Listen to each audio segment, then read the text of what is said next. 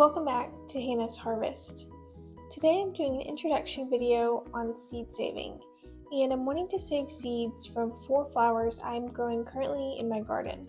The first one is zinnias, and I'm going to save just a mix of different zinnias I have in my garden. This is a sunspot dwarf sunflower that I want to save seeds from. I also have a willow-leaved sunflower and some Happy Days marigolds. So let's get started. I'm going to start by saving seeds from my Happy Days mix marigolds. And when I'm saving seed, I find the easiest way to do it is to wait until the flower is as dry as possible. And with the marigolds, I'm just going to gently remove where the petals were.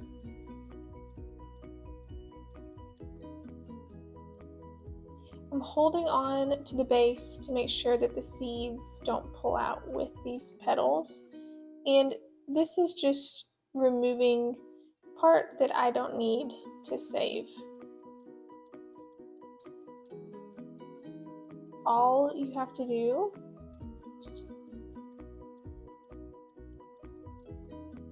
is pull it out, and these are all seeds. So here's what a marigold seed looks like. It is seriously that easy, and marigolds have hundreds of seeds in each one. So I'm going to go ahead and go through the rest of my marigolds. This will be enough seed for my entire garden for next year. The drier the seeds are when you do this, the easier it will be to remove those petal pieces that you don't need to save.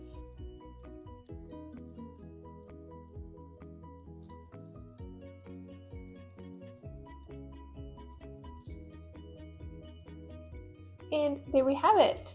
I have my Happy Days marigold seeds saved, and I did not collect seeds until they were really dry. There's no moisture at all in these flowers and in the seeds, so it's safe for me to go ahead and just put them in the envelope, and they will be ready to plant next year. If I wanted to, I could plant more this year, but I have plenty for now. So Happy Days marigold mix is done. Next, I'll work on these willow-leaved sunflowers. I waited until they were nice and crispy, completely dry, and I'm just going to go ahead and pull off the extra petals and set them aside. I won't need these. And I'm just going to kind of rub off these dried bits at the top, and you can see my seeds are right underneath there. So marigolds and sunflowers are both very easy to save seed from.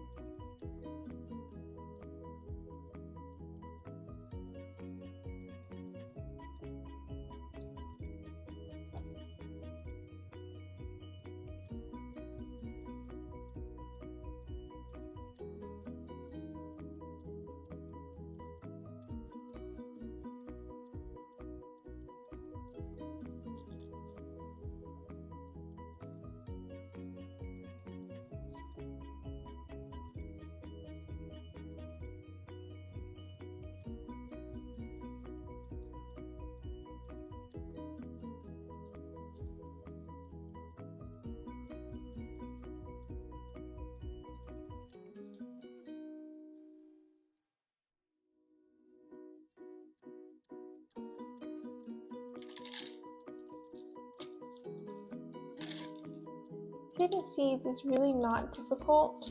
It's something I wish I would have done a lot sooner, to be honest. I was really nervous about maybe making a mistake or saving seeds that weren't fully formed, and you know, the worst thing that can happen is that you take a couple minutes to save seeds and if they're not fully formed, they won't grow anything, and that's fine. You know, you're not out any money, and it's just so quick and easy that I think it's really worth trying, especially with the rising prices of plants and seeds and seed shortages and just the difficulty of finding the exact seeds that you want. If you find something that you love, then it's worth taking a little bit of time to ensure that you can grow it again next year. I've done a short video where I talked about what to look for with your sunflowers to know if they're ready.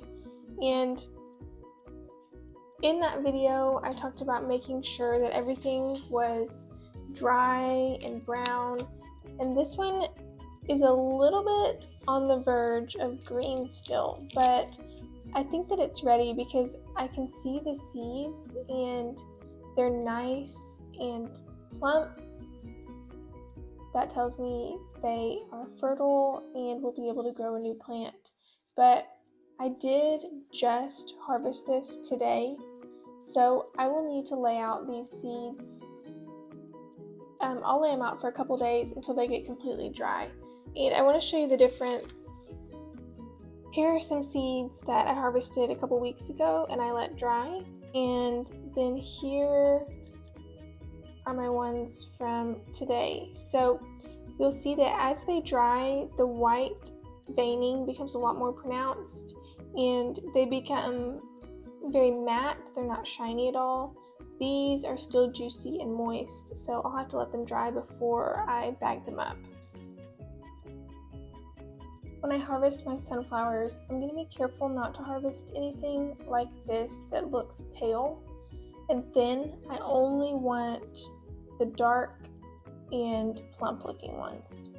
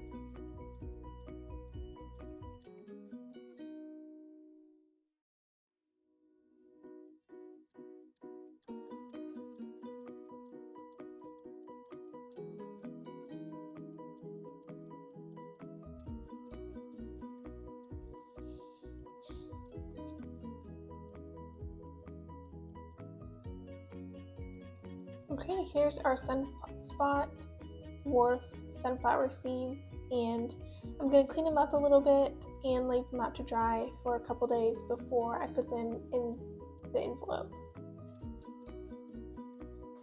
And the last one we're working on is zinnias, and they can be a little bit trickier to save seeds from. So I've waited until the flower has died back, the leaves and petals are dying back, and here's what the zinnia seed looks like. It's attached to this petal, so I'm just going to break it off and set the seed to the side.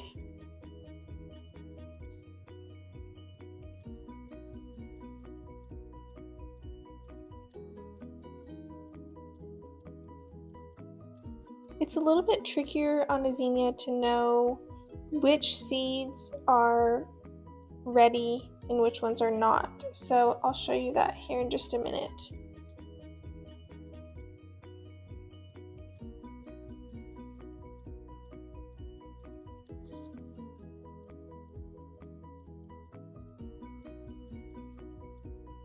I just recently harvested this from the garden. That's why you can see some little spiders and bugs and things. But notice as I pull this apart, look at all of these unfertilized seeds.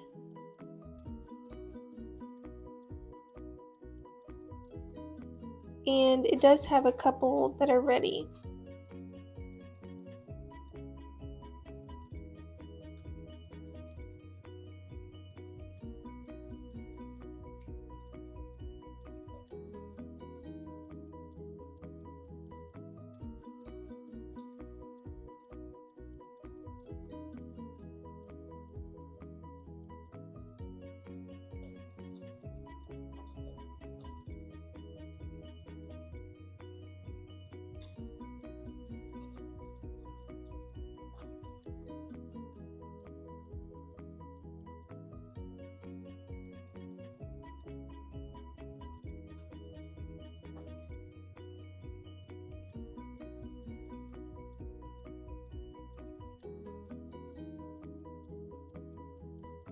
Before I store these zinnia seeds, I'm going to let them dry out too, since I just harvested this flower off the plant today. So as you can see, zinnias do not have quite as many seeds as the marigolds and the sunflowers did per plant, but I've always had really good success with germination of the seeds I've saved. Like with the other flowers, with zinnias especially, you'll want to wait as long as you possibly can before you harvest the seeds. The more brown and dry the flower is, the easier it'll be to tell if seeds are harvestable or not. And make sure that you have your seeds nice and dry before you store them. I especially like to store these in paper envelopes because they're breathable. That way, if there is any moisture left in, it can escape a little bit. Thank you so much for watching. Hope you feel inspired to save some seeds from your garden. I'm hoping to do a part 2 video where I save some seeds from vegetables in the garden, namely peppers, tomatoes, and squash, so stay tuned for that.